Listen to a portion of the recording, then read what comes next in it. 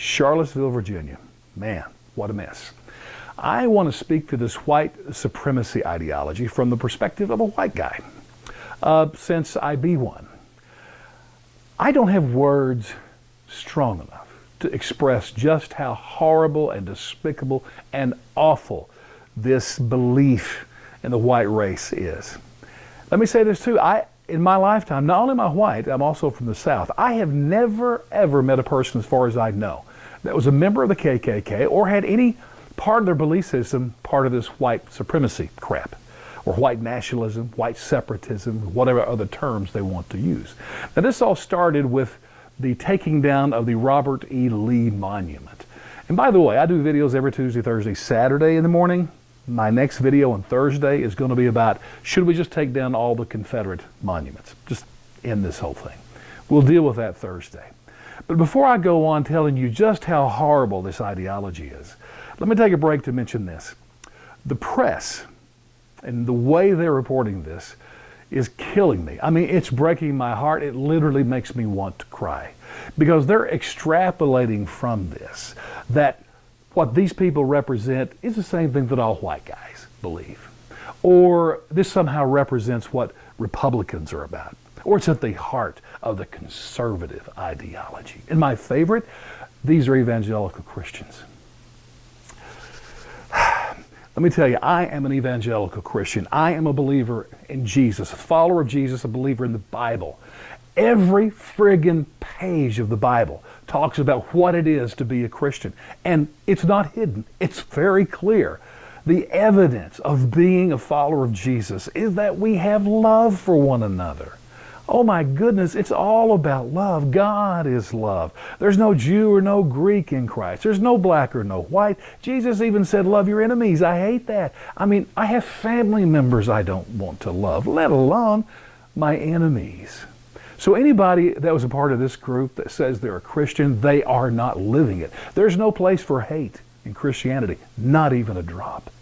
But what the press is doing is just reject it. Please don't trust them with this, because they just want to hurt Trump. They just want to hurt anybody that has any relationship at all to anything that's not socialistic, I guess. But back to the more important thing, this ideology of white supremacy. You know, instead of me just going on and on about my thoughts on this, let me give you a personal example. My dad was in World War II. He was among the soldiers that stormed the beaches of Normandy, France on D-Day.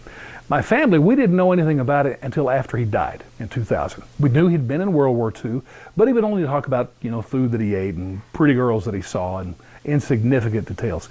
I don't know if he had PTSD or what. He would not talk about it, but man, he was messed up from that war. He had a deformity from a wound, so we knew he had some type of active duty going on. After he died, we opened his lockbox, and there we found all of his military records, his medals, 2 Purple Hearts. I got his infantry number from there, looked up on the Army website, and they literally tracked every day the movement of his infantry in the division. They did that for all of them. And I want you to know that every single day for months, his infantry fought. Every day the Army recorded how many died, how many were wounded, how many were missing in action. No wonder the guy could never talk about it. Now why? Why would our soldiers go to such extreme measures? What was so awful that they had to stop? Why was it worth the cost of treasure and blood? What was so terrible that they just had to give it all to stop, and did? I mean, Tom Brokaw called it the greatest generation. He was right. What was so awful that they had to fight so hard against?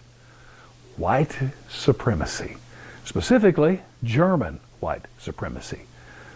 Created by Adolf Hitler. He wrote about it in his book Mein Kampf. And then you had the Nazi Party, the socialists.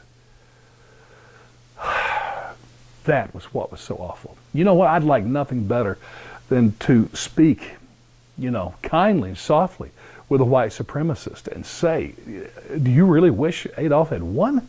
Can you imagine what the world would be like? I mean, do you just want to kill people because they're a different color? It's just terrible. It's just terrible. And let me just say, probably the maybe the greatest thing about America, maybe the thing that makes us stand out the most is that this is the one place on earth you can come from any race, any tribe, any religion, and you can be assimilated into being an American. We are all one in this country, and that really is possibly the greatest thing about America. See you Thursday.